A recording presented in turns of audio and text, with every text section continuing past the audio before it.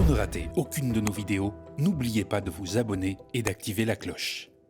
Bonjour à toutes et à tous, nous sommes le mardi 31 décembre, vous regardez le dernier Flash Info du média pour cette année 2024. L'occasion de rappeler qu'il ne reste que quelques heures pour soutenir notre campagne de dons de fin d'année. Elle se termine exactement à minuit, heure de Paris, et nous avons besoin de vous. Vous le savez, le journalisme indépendant a un coût et le média ne vit que grâce à vous. Les dons sont défiscalisables à hauteur de 66%.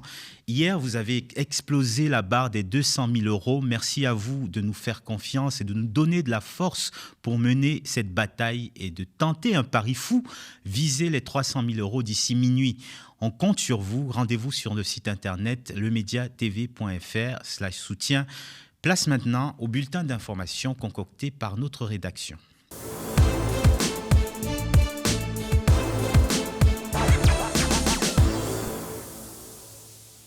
C'est l'heure du bilan pour une année 2024 qui a été absolument historique sur le plan politique. En France, entre la dissolution de l'Assemblée nationale, la censure du gouvernement et le Parlement redessiné, morcelé de toutes parts, ainsi que l'absence du budget pour l'année 2025, cette année 2024 qui vient de s'écouler est celle du désaveu ultime pour Emmanuel Macron. Par 2 fois, les Français puis les députés ont rejeté sa politique, ce qui paradoxalement, n'empêche pas aujourd'hui encore d'avoir un gouvernement macroniste. Par ailleurs, les chiffres ne lui rendent pas hommage non plus, même si l'inflation diminue, ce qui ne veut pas dire une baisse de prix, mais une augmentation moins rapide. Les effets du pic se ressentent encore et des séquelles aussi. Surtout que les gouvernements successifs n'ont pas mené de politique de blocage des prix et d'indexation des salaires sur l'inflation. Le magazine Alternative économique s'est penché sur la situation. Il révèle que le revenu disponible médian en 2023 est inférieur de 1,8% à son niveau de 2010. Une fois que la hausse des prix sur cette période a été prise en compte selon les chiffres donnés par Eurostat. Après la Grèce, la France et même avec Chypre, le pays d'Europe qui a vu le niveau et le revenu réel médian de ses habitants diminuer de plus par rapport à 2010. Alter Eco rappelle qu'en moyenne, sur cette période, le revenu médian des citoyens de la zone euro a progressé de 4,66% et celui de l'ensemble de l'Union européenne de 18,5%. En somme, appauvrir les pauvres, enrichir les riches, c'est le bilan global de la politique néolibérale d'Emmanuel Macron. Face au déficit, la pensée macroniste persévère dans son échec. Les libéraux souhaitent toujours plus d'austérité, une orientation économique qui a justement conduit la Grèce au chaos que l'on connaît. Thomas Porcher, économiste que vous connaissez très bien aux médias, alerte sur cette situation et sur cet entêtement inquiétant. Est-ce qu'on doit s'inquiéter de l'état des comptes publics ou pas? Parce que même à gauche, on dit si, il faut reconnaître le déficit, mais il faut le régler autrement que parce que les macronistes proposent. Donc, toi, quelle est ton analyse sur l'état des comptes publics français? Il m'arrive souvent de faire des débats avec des gens qui alertent sur la dette publique dans des médias traditionnels, qui alertent, qui écrivent et qui toujours arrivent à la conclusion de toute façon qu'il faut s'attaquer à la dépense sociale, c'est-à-dire aux retraites, à l'assurance chômage, à l'assurance maladie. Quand on discute en off, je leur dis, voyez-vous un scénario à la grecque? La plupart des gens vous disent non. Mais honnêtement, la plupart des gens vous disent non. Certains vous disent qu'ils voient plutôt un scénario à l'italienne. Voilà, à l'italienne, c'est-à-dire une charge de la dette qui augmente et des débats sur la dépense publique et sur les réductions des déficits qui parasitent l'action politique et économique. Alors moi, quand ils me disent ça, je leur dis, mais c'est déjà le cas depuis au moins 15 ans en France. C'est-à-dire depuis 15 ans en France, dès que vous voulez mettre le moindre euro quelque part, on vous dit, il y a le déficit, la dette. On se souvient de Macron avec cette aide-soignante quand il lui a dit, on a besoin. Magique. Voilà.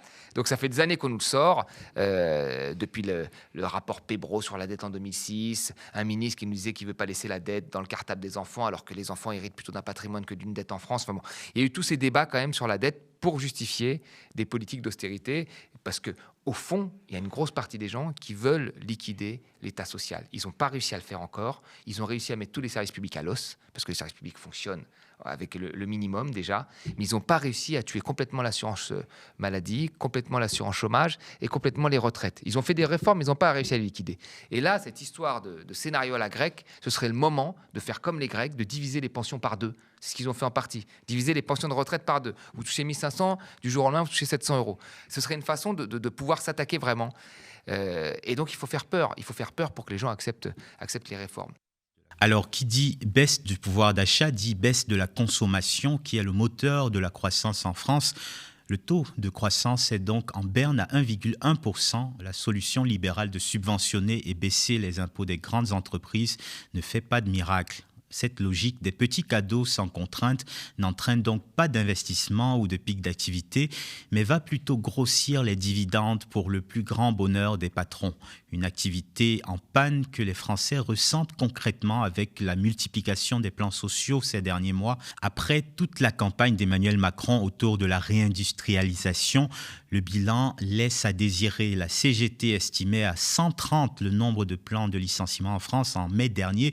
En novembre, cette estimation a grimpé à 250 entre les industries automobiles, le textile ou encore récemment Auchan. Dans ce dernier cas, par exemple, celui d'Auchan, 2300 postes ont été supprimés quand la maison mère, la famille Muliez, verse 1 milliard d'euros de dividendes à ses actionnaires. Et la CGT dénonce. Avec 97 milliards d'euros distribués aux entreprises du CAC 40, la France détient le record européen des dividendes à ses actionnaires. Alter Eco le montre aussi, l'entreprise française tourne au ralenti entre octobre 2023 et octobre 2024. Plus de 64 000 défaillances d'entreprises ont eu lieu d'après la Banque de France. C'est plus que la moyenne annuelle entre 2010 et 2019 et c'est même un record depuis le début de cette série statistique en 1991. Entre la concurrence internationale, l'accumulation du capital, la délocalisation des commandes des grandes entreprises qui sous-traitent à outrance ou la hausse du coût de l'énergie, Alter Eco explique aussi que cette hécatombe n'est pas une surprise car une part significative des entreprises ont bénéficié entre 2020 et 2023 de prêts garantis par l'État qu'elles doivent désormais rembourser.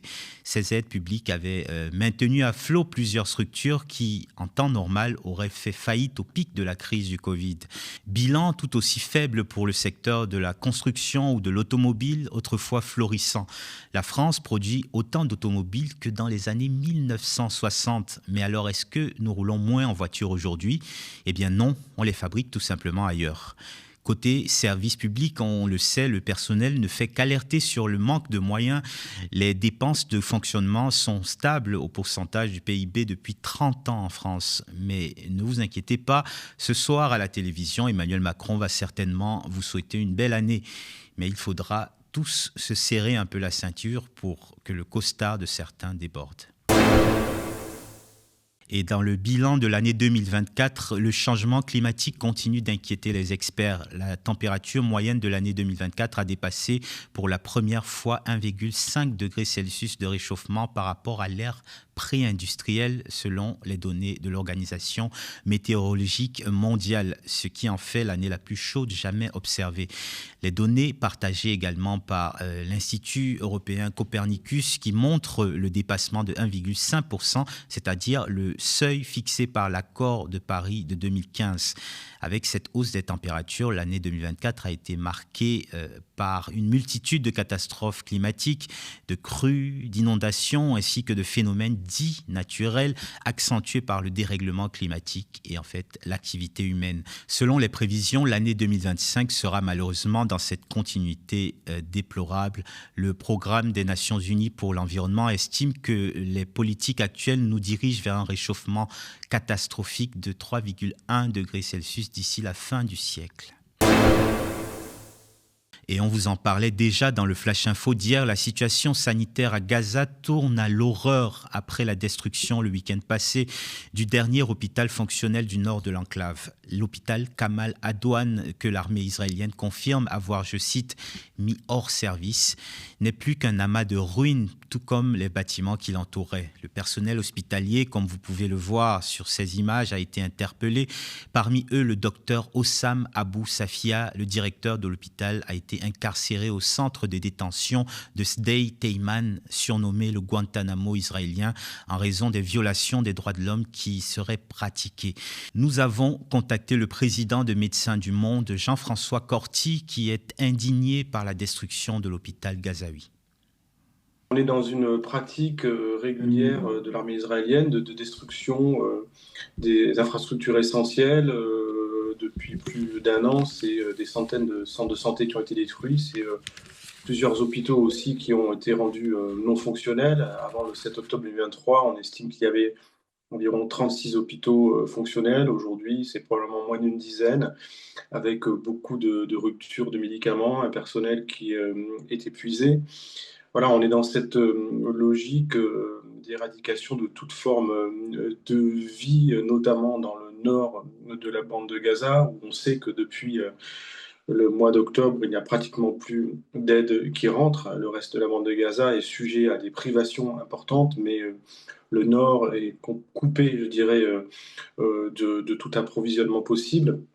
Et on estime entre 50 et 150 000 personnes présentes sur ce territoire qui manquent de tout. Donc la destruction de cet hôpital s'inscrit dans le non-respect du droit international humanitaire qui, je le rappelle, est censé protéger les civils, les soignants, les aidants et respecter la sanctuarisation des lieux de soins. Cela n'est pas respecté sur l'ensemble du territoire, encore plus dans le nord de la bande de Gaza. Par ailleurs, cette destruction vient ajouter des preuves supplémentaires aux accusations de génocide qui se font de plus en plus nombreuses ces dernières semaines, notamment de l'ONU à Amnesty International, en passant par Human Rights Watch, des accusations que corroborent Médecins du Monde. Dans ce contexte, nous, effectivement, ce qu'on observe, en tout cas nos observations de terrain, corroborent les analyses que font des organisations comme Amnesty International ou Human Rights Watch qui parlent aujourd'hui de génocide en cours. Nous, ce qu'on observe effectivement sur le terrain, c'est des crimes de civils et des meurtres de civils. C'est la création de conditions de vie indignes, notamment en empêchant l'aide humanitaire de rentrer de manière proportionnée. C'est la destruction systématique d'infrastructures essentielles, tout ce qui relève de l'accès à l'eau, à l'électricité, au global. Et donc, voilà, ce sont trois des piliers du crime du génocide. Nous ne sommes pas habilités nous, à avoir des conclusions et des fondements juridiques, mais en tout cas, on corrobore ces observations de terrain portées par ces organisations. De moins en moins de tabous donc autour de ce génocide pour les ONG, mais le silence assourdissant des États occidentaux, voire leur soutien à Israël, passe mal. Comble de l'hypocrisie, des appels officiels à une aide humanitaire font tout simplement fi des bombardements de l'armée israélienne.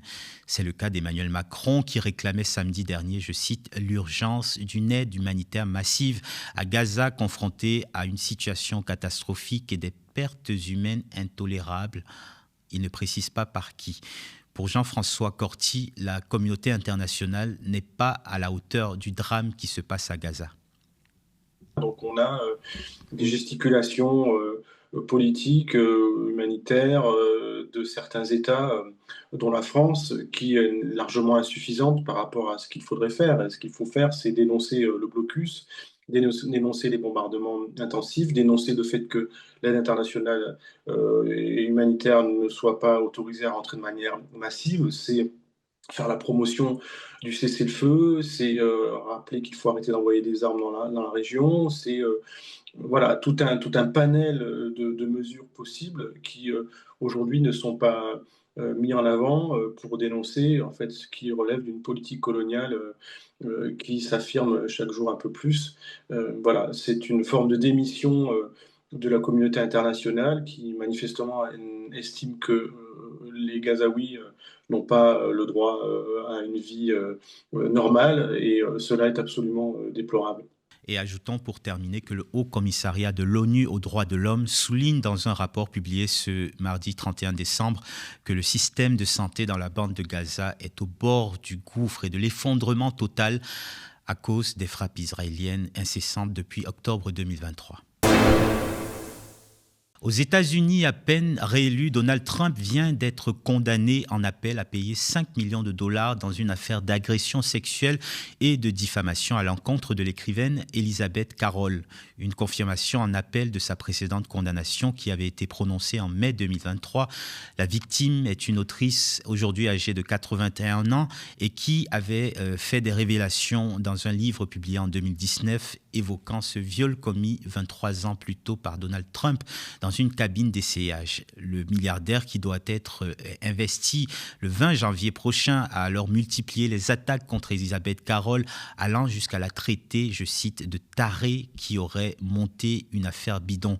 La Cour d'appel de New York donne donc raison à l'autrice tout en rejetant l'argument de l'immunité présidentielle que réclamait Donald Trump, lui qui avait déjà été en mai dernier le premier ancien président américain à être condamné au pénal pour des paiements cachés à une star du porno effectués avant la présidentielle 2016. Et pour terminer quand même sur une petite note positive, malgré ces nouvelles pour le moins moroses, le média aura le plaisir d'accueillir une nouvelle recrue que vous connaissez sûrement déjà. On regarde. Bonjour à toutes et à tous, vous regardez le média et nous vous rappelons que nous existons uniquement grâce aux contributions de celles et ceux qui nous regardent et qui nous aiment. Grâce à vos dons, donc, nous pouvons financer toutes les nouveautés, comme la radio, ainsi que le développement de la nouvelle chaîne YouTube 24/7. Et surtout, en exclusivité, on ne le présente plus, le fameux projet de Matinale. Et c'est pour cela que nous avons besoin de vous. Ah oui, il y aura aussi rendez-vous avec Kevin Razi.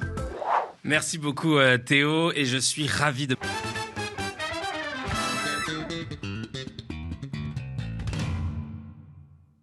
Voilà, on ne vous en dit pas plus. C'est la fin de ce Flash Info que vous pouvez retrouver sur la chaîne YouTube du Média et le canal 165 de la Freebox. Vous n'avez plus que quelques heures pour participer à notre grande campagne de dons de fin d'année. Vous le savez, le journalisme indépendant a un coût et nous ne vivons que grâce à vous. Encore quelques heures donc avant la fin de notre campagne. On rappelle que ces dons sont défiscalisables à hauteur de 66%. On continue de se mobiliser pour faire vivre le média, votre média. Alors rendez-vous sur notre site internet lemediatv.fr. Merci pour votre soutien, merci de nous regarder et à l'année prochaine.